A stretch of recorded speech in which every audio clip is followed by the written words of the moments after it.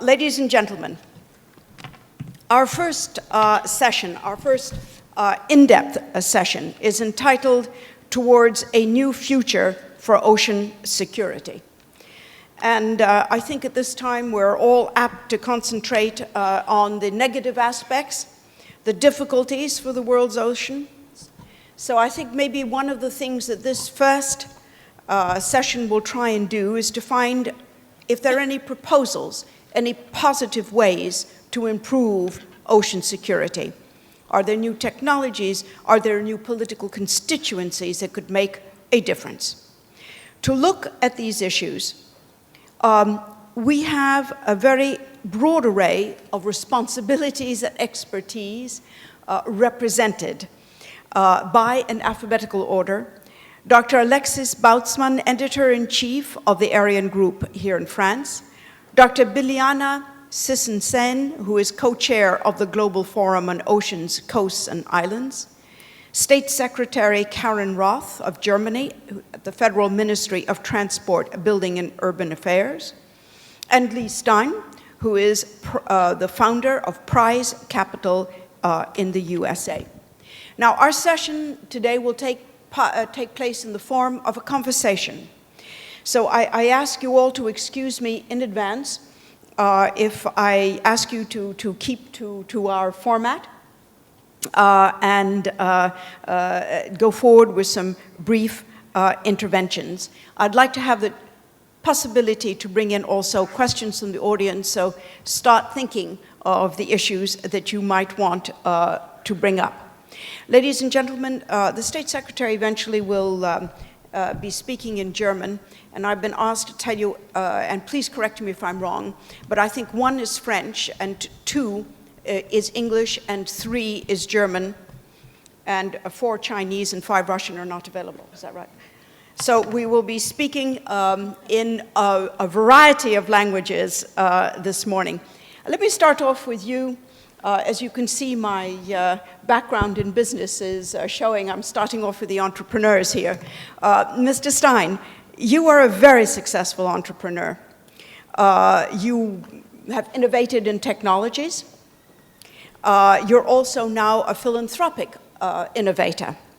You formed Prize Capital to fund global competitions for discovering new solutions, interesting solutions, in the areas of energy and the environment. And I was looking through your material, and you have developed an idea of a peace treaty. What's that? Well, thank you very much for having me here today. The way I would start to say that we're living in the period of the greatest extinction since Noah. I think that's beyond dispute by all circumstances.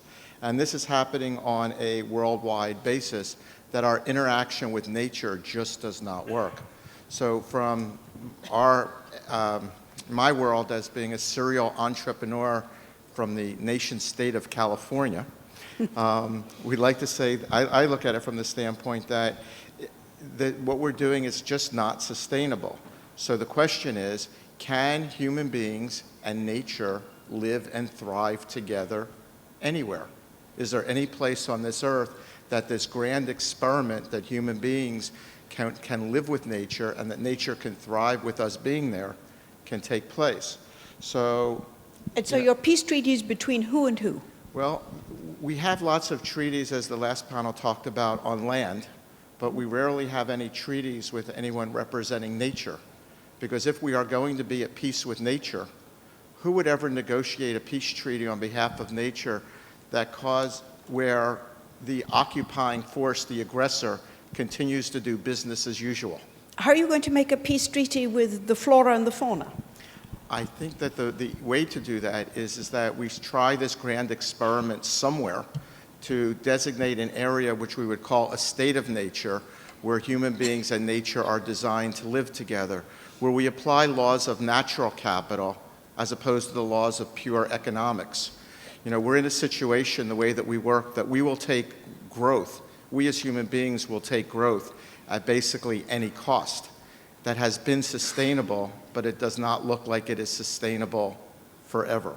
And how does this apply to the risks, let's say, concerning ocean security? Well, it depends how you're going to define the word security. We look at the Or standpoint... the ocean's well-being, then, let's say. The ocean's well-being. Well, if you start looking at the issues of, with climate change, of acidification of our oceans, that's not something that we're measuring. It's not something that we can see. Yes, we can see polar ice caps melting. We can't really see the acidification. And the real question is, what happens if someday we drop, some fisherman drops a fishing hook into the ocean and there's nothing there? At what point do we start to approach this issue? And it seems that now that the world is, that it's fairly obvious that there are things like dead zones in the ocean, things that we just add to our vocabulary that were not in our dictionaries, decades ago, and we accept those. At some point in time, it's too late. We'll hit that tipping point. And the question is, can we create a treaty